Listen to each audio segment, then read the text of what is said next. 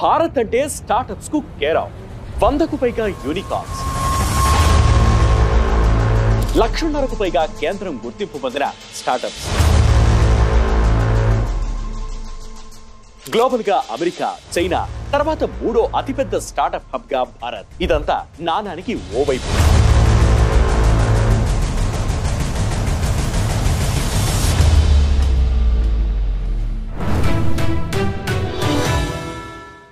Startups ను ప్రోత్సహించేందుకు భారత ప్రభుత్వం సైతం చర్యలు చేపడుతున్న దేశంలో స్టార్టప్స్ రికార్డు స్థాయిలో మూతపడుతుండడం ఆందోళన కలిగిస్తోంది.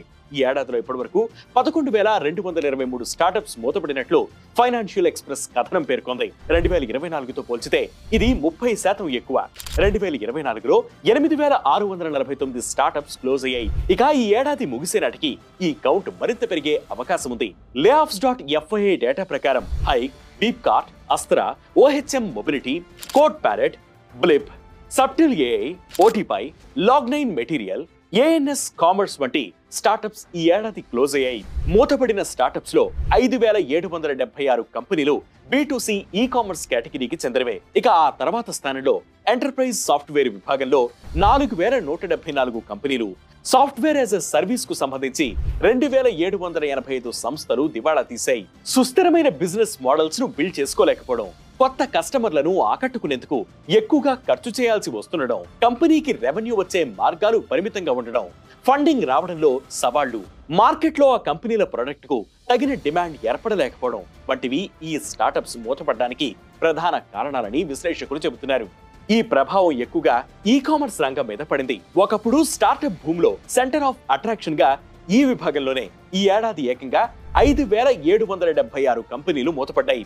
బిజినెస్ రన్ చేసేందుకు డిస్కౌంట్లపైనే ఎక్కువగా ఆధారపడటం, పెట్టుబడుల కోసం ఎక్కువగా బడా ఇన్వెస్టర్లపైన డిపెండ్ అవడంతో అది కాస్త ఆ వ్యాపారాలపై నెగటివ్ ఇంపాక్ట్ చూపించిందని విశ్లేషకులు చెబుతున్నారు. ఇక బిజినెస్ లో కాస్త సేఫ్ అనుకున్న ఎంటర్ప్రైజ్, సాఫ్ట్వేర్ అండ్ SaaS విభాగాల్లోనూ భారీగా కంపెనీలు మూతపడ్డాయి.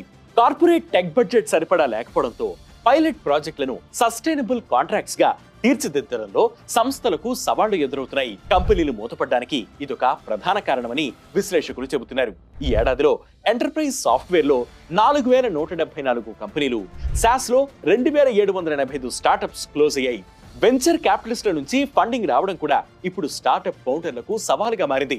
2010లో భారతీయ మార్కెట్లో వెంచర్ క్యాపిటలిస్టుల గురించి అంతగా అవగాహన లేకపోవడం, స్టార్టప్ బూమ్ అంతగా లేకపోవడంతో ఫండింగ్ అంత కష్టంగా ఉండేది కాదు. కానీ ఇప్పుడు స్టార్టప్ బూమ్ రావడం, వివిధ రంగాల్లో స్టార్టప్స్ పెరిగిపోవడంతో వెంచర్ క్యాపిటలిస్టులు ఇప్పుడు చాలా పర్టికులర్ గా ఉంటున్నారు. కొత్త కంపెనీలకు ఫండింగ్ చేసే ముందు వారి బిజినెస్ మోడల్, గ్రోత్ గురించి ఖచ్చితమైన బ్లూ ప్రింట్, గ్రాఫ్ గురించి నమ్మకం కుదిరాక ఇన్వెస్ట్ చేస్తున్నారు. పైగా పెట్టుబడిదారులపై, సంస్థలపై భారీ అంచనాలు ఉంటున్నాయి.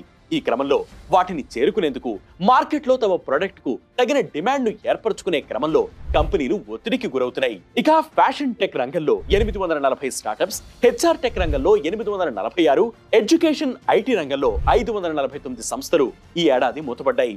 కస్టమర్ అవసరాలు, వారి కొనుగోలు శక్తిని సరిగ్గా అంచనా వేయకుండా ప్రొడక్ట్స్ రెడీ చేయడం వల్ల కూడా కొన్ని స్టార్టప్స్ పతనానికి కారణమని విశ్లేషకులు చెబుతున్నారు. ఇక హెల్త్ కేర్ లో 762 స్టార్టప్స్, ఇన్వెస్ట్మెంట్ టెక్ లో 579, ఇంటర్నెట్ ఫస్ట్ బ్రాండ్స్ లో 817 స్టార్టప్స్ ఈ ఏడాది క్లోజ్ అయ్యాయి.